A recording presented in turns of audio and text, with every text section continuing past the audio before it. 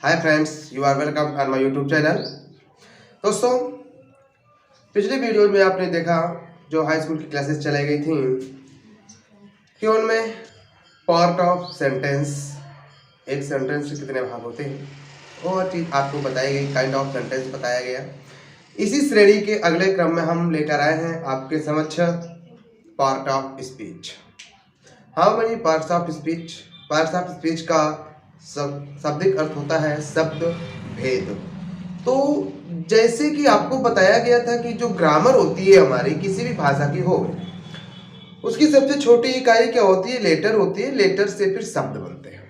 अब शब्द कितने प्रकार के होते हैं वो चीज आपको यहाँ पर बताई जाएगी। तो दोस्तों, आइए देखते हैं पार्ट ऑफ स्पीच कितने होते हैं और जितने होते हैं उनमें से आने वाले शब्द किस प्रकार के होते हैं और उसमें से प्रत्येक प्रकार के शब्द को हम क्या कहते हैं। आइए देखते हैं। तो दोस्तों, यहाँ पर देखते हैं कि हमारे पार्ट ऑफ स्पीच टोटल 8 होते हैं। 8 में हमारा पहला नाउन है, दूसरा प्रोनाउन, तीसरा एडजेक्टिव, चौथा वर्ब, पांचवा एडवर्ब, छठवां प्रीपोजिशन, सातवां कंजंक्शन, आठवां इंटरजेक्शन। तो यहाँ पर आज इसको संक्षेप में देख लेते हैं, फिर पार्ट बाय पार्ट जो है हम इसकी परिभाषा और इनके काइंड्स वगैरह लेकर के सब आपके समझ आएंगे अगले वीडियोज में।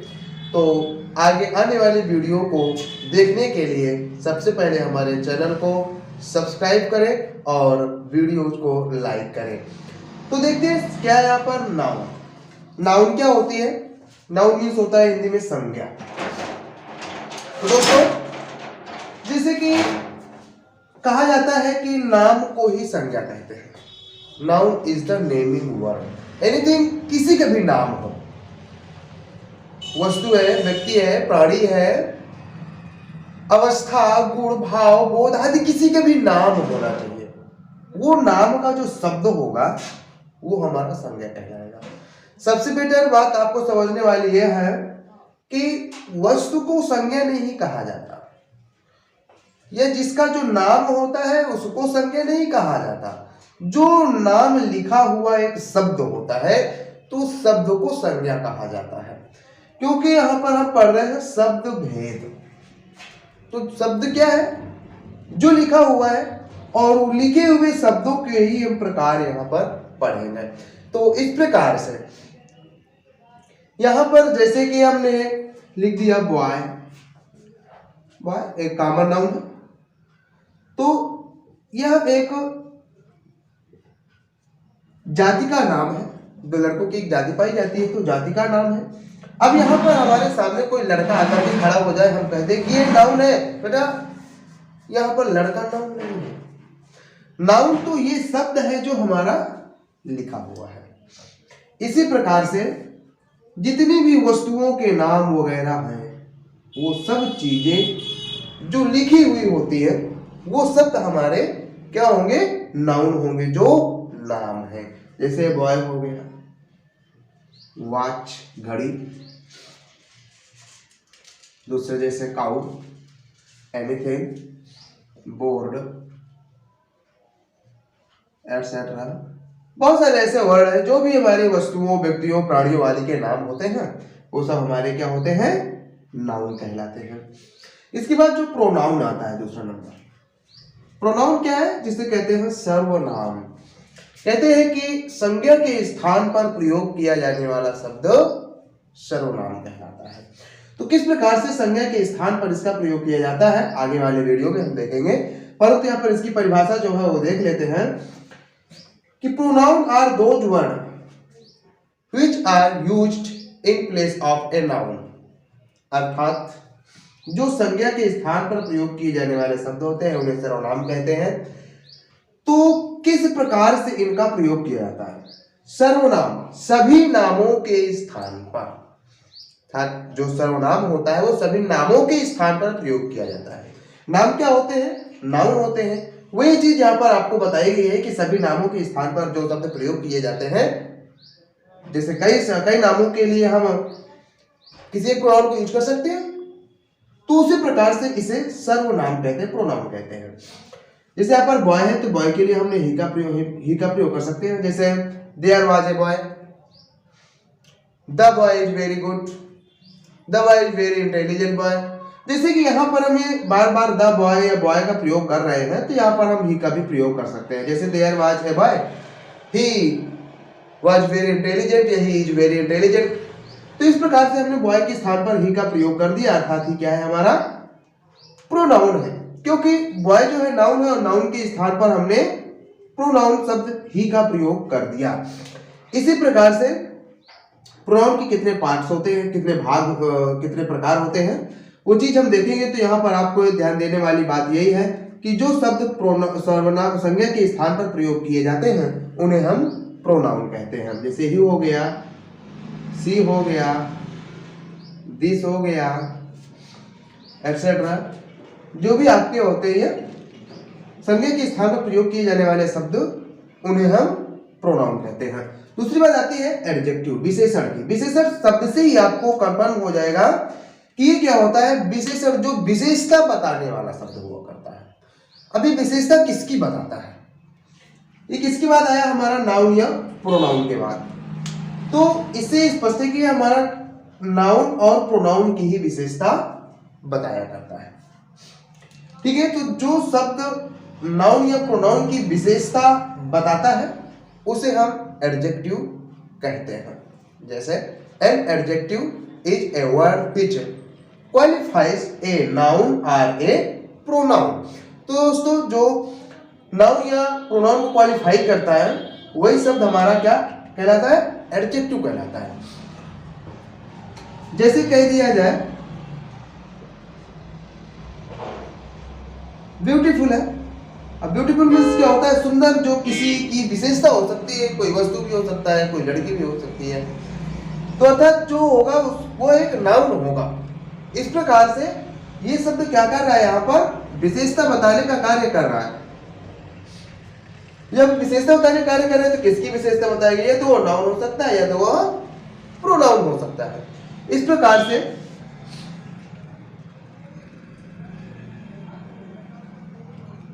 जैसे यहाँ पर देख लेते हैं इंटेलिजेंट। इंटेलिजेंट कौन हो सकता है, नाउन हो गया, प्रोनाउन।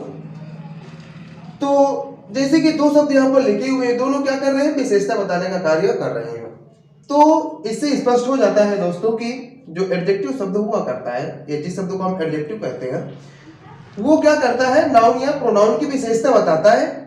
ठीक है, तो इस प्रकार से इसका प्रयोग जो है दो प्रकार से किया जाता है। एक होता है इसका एट्रीब्यूटिव यूज होता है और एक प्रेडिकेटिव यूज होता है, जो आगे आने वाले वीडियो में बताया जाएगा आपको। तो आज के लिए आज की वीडियो में जो है तुम्हें संक्षेप में ये सब चीजें बताई जा रही हैं कि किस शब्द को हम क्या कहते हैं। अगला नंबर आपको जैसे वर्ब। वर्ब क्या होती है, क्रिया। दोस्तों सबसे पहली बात, क्रिया आपकी केवल दो प्रकार की होती है। एक होती है फाइनाइट वर्ब और एक होती है नॉन फाइनाइट वर्ब। तो यहाँ पर हम फाइनाइट वर्ब के विषय में पढ़ेंगे। फाइनाइट वर्ब क्या होती है, जो क्रिया का कार्य करती है, जो एक्शन और बीइंग का कार्य करती है, जो कार्य दिखलाती है, जिस शब्द से यह पता चले कि नहीं कोई कार्य किया गया है या हो रहा है। ठीक है, तो दोस्तों जब जिस शब्द से ऐसा पता चल जाता है हमको किसी कार्य के करने या न करने, होने या ना होने का, जिस शब्द के माध्यम से, उस शब्द को हम क्रिया की श्रेणी में रखते हैं, उसे क्रिया कहते हैं। जैसे यहाँ पर कह दिया जाए रीड। रीड मीन्स क्या होता है, पढ़ो। यहाँ पर अगर पढ़ना नहीं होता, पढ़ने के लिए टू रीड का प्रयोग करेंगे या रीडिंग का प्रयोग करेंगे। ठीक है, तो ये शब्द क्या दर्शा रहा है हमें, किसी कार्य को करने के लिए। या राइट लिखो, तो इस शब्द से भी कुछ लिखने के कार्यों का पता चल रहा है। तो ऐसे बहुत सारे शब्द होते हैं जो आपको बताए जाएंगे आगे चल के।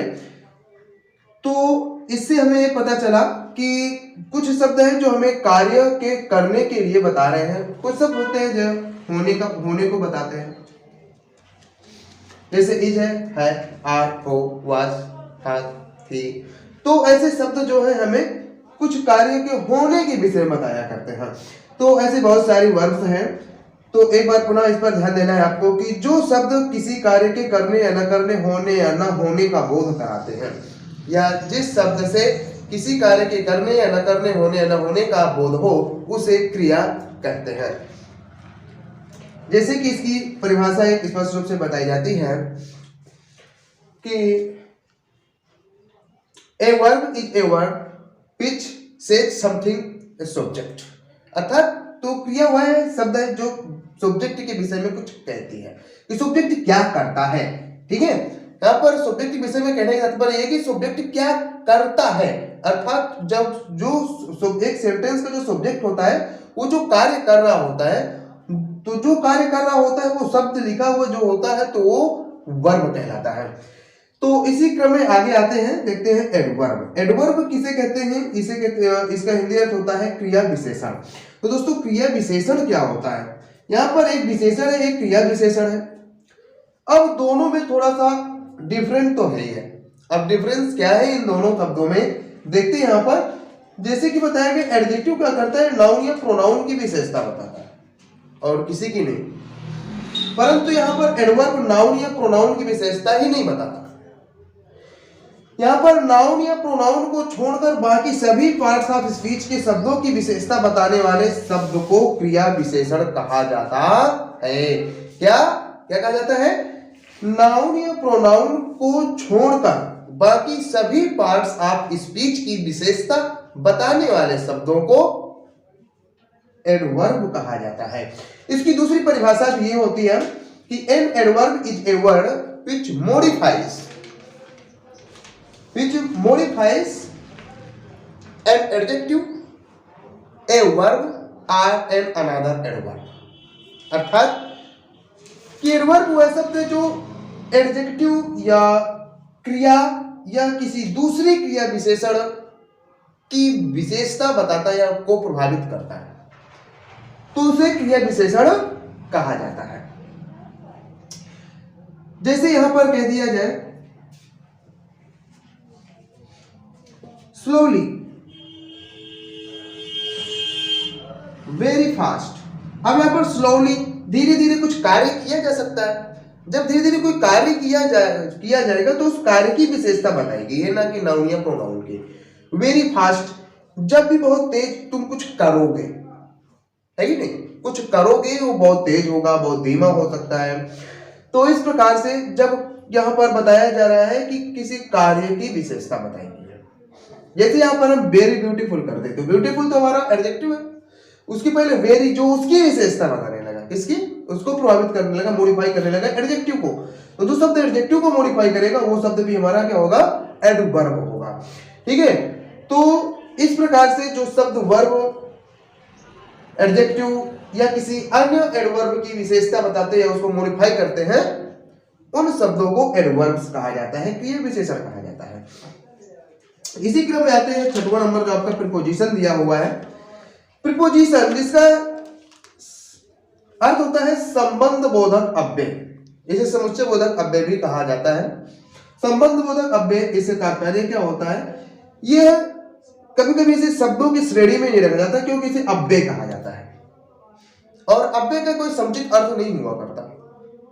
इस प्रकार से इसकी परिभाषा क्या होती है, यह एक नाउन या प्रोनाउन के पहले प्रयुक्त होकर उसका संबंध किसी दूसरे नाउन या प्रोनाउन से बताता है।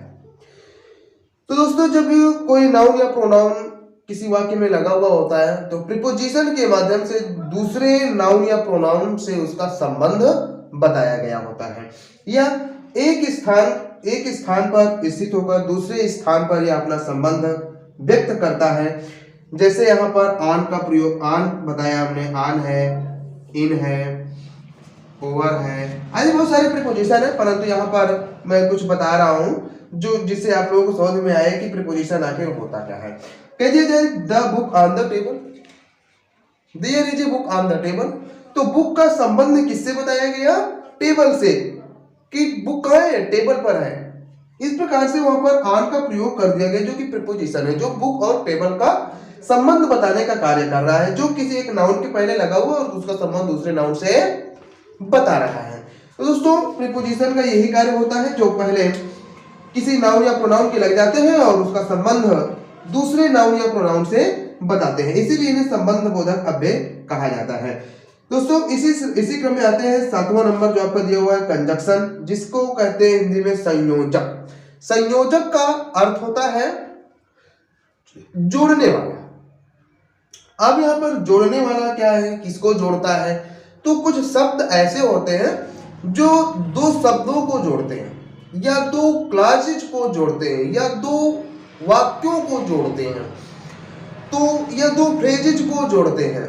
इसी प्रकार से तो दो या दो से अधिक शब्दों, क्लॉजेस, सेंटेंसेस, फ्रेजेस आदि को जोड़ने वाला शब्द हमारा कंजक्शन कहलाता है।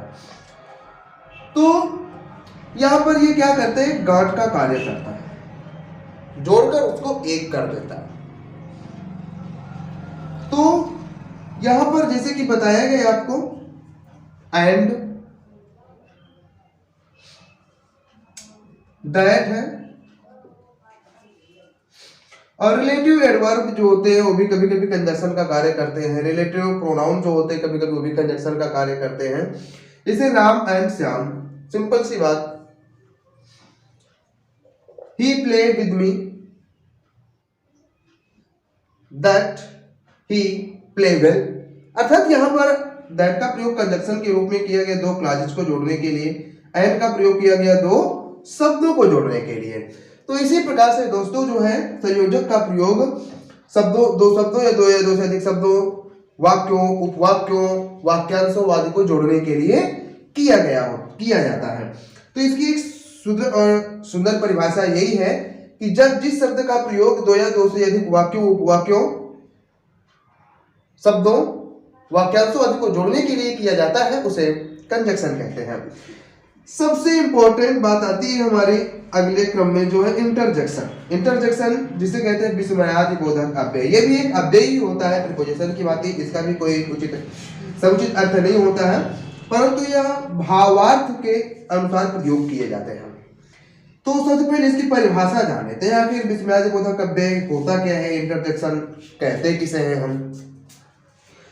तो इस प्रकार से इसकी परिभाषा यहाँ कि जब जिस शब्द के माध्यम से हमारे हृदय की गंभीर भावनाएं व्यक्त की जाती हैं, जैसे सुख, दुख, हर्ष, उल्लास, घृणा, स्वागत आदि का जो भाव होता है, ये सब भावनाएं जब किसी एक शब्द के माध्यम से किसी वाक्य में या किसी शब्द में बता दी गई होती हैं, वह शब्द जो शब्द इन भावनाओं को व्यक्त करता है उसे इंटरजेक्शन कहते हैं। जैसे यहाँ पर उदाहरण के तौर पर देख लेते हैं एलास, इस शब्द से दुख होता है।